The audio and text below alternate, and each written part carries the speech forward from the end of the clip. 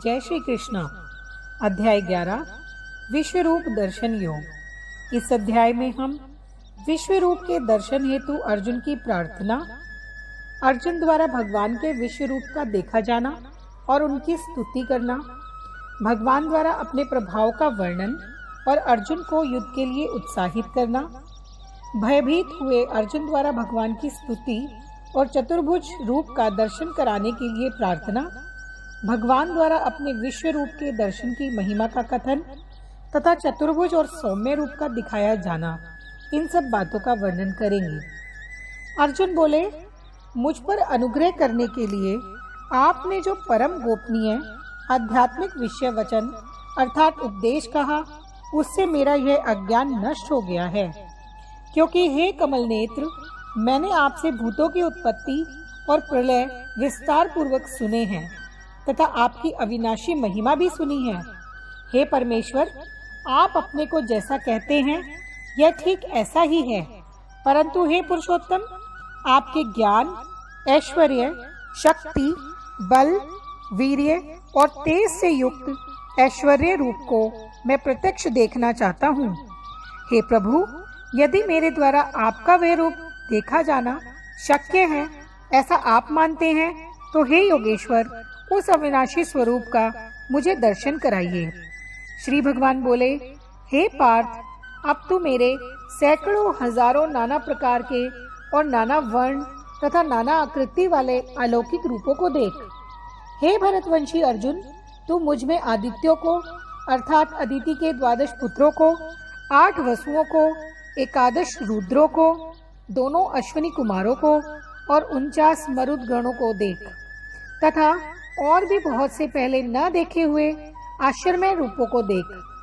हे अर्जुन, अब इस मेरे शरीर में एक जगह स्थित चराचर सहित संपूर्ण जगत को देख तथा और भी जो कुछ देखना चाहते हो सो देख, परंतु मुझको तू इन अपने प्राकृत नेत्रों द्वारा देखने में निसंदेह समर्थ नहीं। इसी से मैं तुझे दिव्य अर्थात अलौकिक चक्षु देता हूँ। इससे तू मेरी ईश्वरीय योग शक्ति को देख। संजय बोले, हे राजन, महायोगेश्वर और सब पापों के नाश करने वाले भगवान ने इस प्रकार कहकर उसके पश्चात अर्जुन को परम ऐश्वर्य रूप दिव्य स्वरूप दिखलाया। अनेक मुख और नेत्रों से युक्त, अनेक अद्भुत दर्शनों वाले, बहुत से दिव्य भूषणों से युक्त और बहुत से दिव्य शस्त्रों को हाथ में उठाए हुए, दिव्य माला और वस्त्रों को धारण किए हुए और दिव्य गंध का सारे शरीर में लेप किए हुए, सब प्रकार से आश्चर्यों से युक्त, सीमा रहित, सब और मुक्त किए हुए विराट स्वरूप परम देव परमेश्वर को अर्जुन ने देखा। आकाश में 1000 सूर्यों के एक साथ उदय होने से उत्पन्न जो प्रकाश हो, वह भी विश्वरूप परमात्मा के प्रकाश के सदृश कदाचित ही हो। पांडुपुत्र अर्जुन ने उस समय अनेक प्रकार से विभक्त अर्थात पृथक पृथक संपूर्ण जगत को देवों के देव श्री कृष्ण भगवान के उस शरीर में एक जगह स्थित देखा।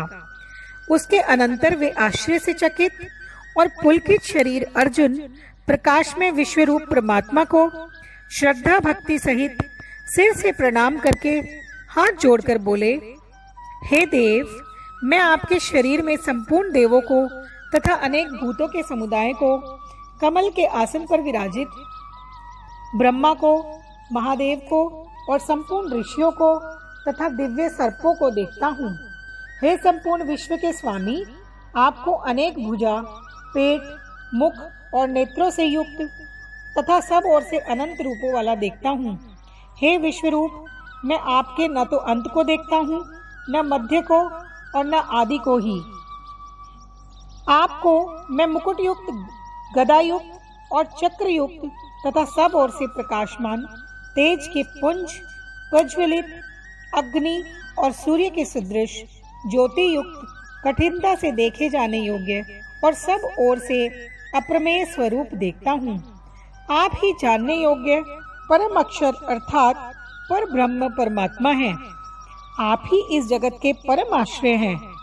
आप ही अनादि धर्म के रक्षक हैं और आप ही अविनाशी सनातन पुरुष हैं, ऐसा मेरा मत है। आपको आदि, अंत और मध्य से रहित, अनंत सामर्थ्य से युक्त, अनंत भुजा वाले, चंद्र सूर्य रूप नेत्रों वाले, प्रज्वलित अग्नि रूप मुख वाले और अपने तेज से इस जगत को संतप्त करते हुए देखता हूँ। हे महात्मा, यह स्वर्ग और पृथ्वी के बीच का संपूर्ण आकाश तथा सब दिशाएं एक आपसे ही परिपूर्ण हैं, तथा आपके इस अलौकिक और भयंकर रूप को देखकर तीनों लोग अति व्यथा को प्राप्त हो रहे हैं। वे ही देवताओं के समूह आप में प्रवेश करते हैं और कुछ भयभीत होकर हाथ जोड़े आपके नाम और गुणों का उच्चारण करते हैं, तथा महर्षि और सिद्धों के समुदाय कल्याण हो ऐसा कहकर उत्तम उत्तम स्तोत्रों द्वारा आपकी स्तुति करते हैं। जो 11 रुद्र और 12 आदित्य तथा 8 वसु, साध्यगण, विश्वदेव, अश्विनी कुमार तथा मरुदगण और पितरों का समुदाय तथा गंधर्व, यक्ष, राक्षस और सिद्धों के समुदाय हैं, वे सभी विस्मित होकर आपको देखते हैं। हे महाबाहो, आपके बहुत मुख और नेत्रों वाले, बहुत हाथ, जंघा और पैरों वाले, बहुत उदरों वाले और बहुत सी दाढ़ों वाले के कारण आपके अत्यंत विकराल महान रूप को देखकर सब लोग व्याकुल हो रहे हैं, तथा मैं भी व्याकुल हो रहा हूँ, क्योंकि हे विष्णु, आकाश को स्पर्श करने वाले देदीप्यमान अनेक वर्णों से युक्त तथा फैलाए हुए मुख और प्रकाशमान विशाल नेत्रों से युक्त आपको देखकर भयभीत अंतकरण वाला मैं धीरज और शांति नहीं पाता हूँ। दाढ़ों के समान विकराल और प्रलय काल की अग्नि के समान प्रज्वलित आपके मुखों को देखकर मैं दिशाओं को नहीं जानता हूँ और सुख भी नहीं पाता हूँ। इसलिए हे देवेश, हे जगन्निवास, आप प्रसन्न हो। वे सभी धृतराष्ट्र के पुत्र राजाओं के समुदाय सहित आप में प्रवेश कर रहे हैं और भीष्म पितामह, द्रोणाचार्य तथा कर्ण और हमारे पक्ष में भी प्रधान योद्धाओं के सहित सब के सब आपके दाढ़ों के कारण विकराल भयानक मुखों में बड़े वेग से दौड़ते हुए प्रवेश कर रहे हैं और कई एक चूर्ण हुए सिरों सहित आपके दांतों के बीच में लगे हुए दिख रहे हैं।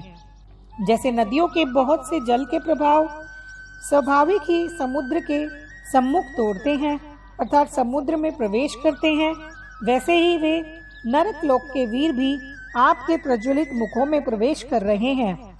जैसे पतंग मोहवश नष्ट होने के लिए प्रज्वलित अग्नि में अति वेग से दौड़ते हुए प्रवेश करते हैं, वैसे ही ये सब लोग भी अपने नाश के लिए अपने मुखों में अति वेग से दौड़ते हुए प्रवेश कर रहे हैं।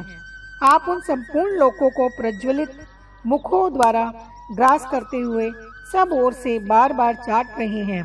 हे विष्णु, आपका उग्र प्रकाश संपूर्ण जगत को तेज के द्वारा परिपूर्ण करके तपा रहा है। मुझे बतलाइए कि आप उग्र रूप वाले कौन हैं? हे देवों में श्रेष्ठ, आपको नमस्कार हो। आप प्रसन्न होइए। आदि पुरुष आपको मैं विशेष रूप से जानना चाहता हूँ, क्योंकि मैं आपकी प्रकृति को नहीं जानता। श्री भगवान बोले, मैं लोगों का नाश करने वाला बड़ा हुआ महाकाल हूँ। इस समय इन लोगों को नष्ट करने के लिए प्रवृत्त हुआ हूँ। इसलिए जो प्रतिपक्षियों की सेना में स्थित योद्धा लोग हैं, वे सब तेरे बिना भी नहीं रहेंगे, अर्थात तेरे न युद्ध करने पे भी इन सब का नाश हो जाएगा। अतएव तू उठ, यश प्राप्त कर और शत्रुओं को जीतकर धन्य धान्य से संपन्न राज्यों को भोग। ये सब शूरवीर पहले से ही मेरे द्वारा मारे हुए हैं।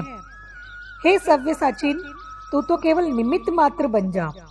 द्रोणाचार्य और भीष्म पितामह तथा जयद्रथ और कर्ण तथा और भी बहुत से मेरे द्वारा मारे हुए शूरवीर योद्धा को तू मार। भय मत कर, निसंदेह तू युद्ध में वैरियों को जीतेगा, इसलिए युद्ध कर।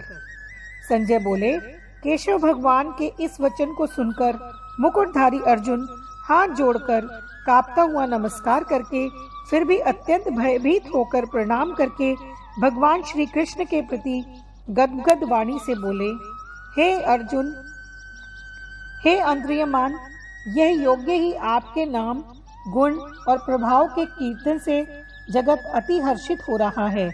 और अनुराग को भी प्राप्त हो रहा है तथा भयभीत राक्षस लोग दिशाओं में भाग रहे हैं और सब सिद्ध गणों के समुदाय नमस्कार कर रहे हैं। हे महात्मा, ब्रह्म के भी आदिकर्ता और सबके बड़े आपके लिए वे कैसे नमस्कार न करें, क्योंकि हे अनंत, हे देवेश, हे जगन्निवास, जो सत असत और उनसे भी परे अक्षर अर्थात सच्चिदानंद घन ब्रह्म है, वह आप ही हैं। आप आदिदेव और सनातन पुरुष हैं। आप इस जगत के परम आश्रय और जानने वाले तथा जानने योग्य परम धाम हैं। हे अनंत रूप, आपसे यह जगत व्याप्त अर्थात परिपूर्ण है। आप वायु, यमराज, अग्नि, वरुण, चंद्रमा, प्रजा के स्वामी ब्रह्मा और ब्रह्मा के भी पिता हैं। आपके लिए हजारों बार नमस्कार, नमस्कार हो। आपके लिए फिर भी बार बार नमस्कार, नमस्कार हो। हे अनंत सामर्थ्य वाले, आपके लिए आगे से भी नमस्कार, पीछे से भी नमस्कार। हे सर्वात्म, आपके लिए सभी ओर से नमस्कार हो, क्योंकि अनंत पराक्रमशाली और समस्त संसार को व्याप्त किए हुए इससे आप ही सर्व रूप हैं। आपके इस प्रभाव को न जानते हुए आप मेरे सखा हैं ऐसा मानकर प्रेम से अथवा प्रमाद से भी मैंने हे कृष्ण, हे यादव, हे सखे, इस प्रकार जो कुछ बिना सोचे समझे हठात कहा है। और ए अच्युत, आप जो मेरे द्वारा विनोद के लिए विहार, शैया, आसन और भोजन आदि में अकेले तथा उन सखाओं के सामने भी अपमानित किए गए हैं, वह सब अपराध अप्रमेय स्वरूप अर्थात अचिंत्य प्रभाव वाले आपसे मैं क्षमा करवाता हूँ। आप इस चराचर जगत के पिता और सबसे बड़े गुरु एवं अति पूजनीय हैं। हे अनुपम प्रभाव वाले, तीनों लोक में आपके समान भी दूसरा कोई नहीं है, फिर अधिक तो कैसे हो सकता है। अतएव हे प्रभु, मैं शरीर को भली भांति चरणों में निवेदित कर प्रणाम करके स्तुति करने योग्य आप ईश्वर को प्रसन्न होने के लिए प्रार्थना करता हूँ। हे देव, पिता जैसे पुत्र के, सखा जैसे सखा के और पति जैसे प्रियतमा पत्नी के अपराध सहन करते हैं, वैसे ही आप भी मेरे अपराध को सहन करने योग्य हैं। मैं पहले न देखे हुए आपके इस आश्चर्यजनक रूप को देखकर हर्षित हो रहा हूँ और मेरा मन भय से अति व्याकुल भी हो रहा है। इसलिए आप अपने चतुर्भुज विष्णु रूप को ही मुझे दिखलाइए। हे देवेश, हे जगन्निवास, प्रसन्न होइए। मैं वैसे ही आपको मुकुट धारण किए हुए तथा गदा और चक्र हाथ में लिए हुए देखना चाहता हूँ। इसलिए हे विश्व स्वरूप, हे सहस्त्र भावों, आप उसी चतुर्भुज रूप से प्रकट होइए। श्री भगवान बोले, हे अर्जुन, अनुग्रह पूर्वक मैंने अपनी योग शक्ति के प्रभाव से यह मेरा परम तेजो में सबका आदि और सीमा रहित विराट रूप तुझको दिखलाया है, जिसे तेरे अतिरिक्त दूसरे किसी ने पहले नहीं देखा था। हे अर्जुन, मनुष्य लोक में इस प्रकार विश्व रूप वाला मैं न वेद और यज्ञों के अध्ययन से, न दान से, न क्रियाओं से और न उग्र तपो से ही तेरे अतिरिक्त दूसरे के द्वारा देखा जा सकता हूँ।